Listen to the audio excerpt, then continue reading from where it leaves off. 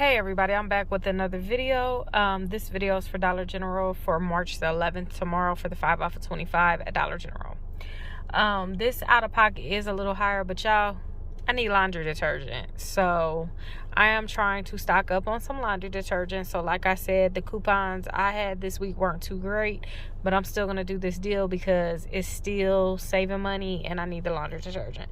So anyway, if you follow along with my deal, make sure you go clip these digital coupons. Make sure you clip that 5 off of 25 coupon. Get your total to at least $25.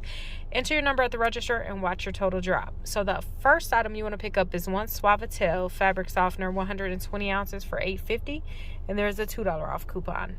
The next item is one Purex liquid detergent, 150 ounces for $9.50, and a $2 off coupon. And lastly, you want to pick up one Gain laundry liquid detergent for 65 ounces for $7.50 with a $2 off coupon. Your total is $25.50. We're going to come over here and subtract these $6 in coupons, which brings you down to $19.50.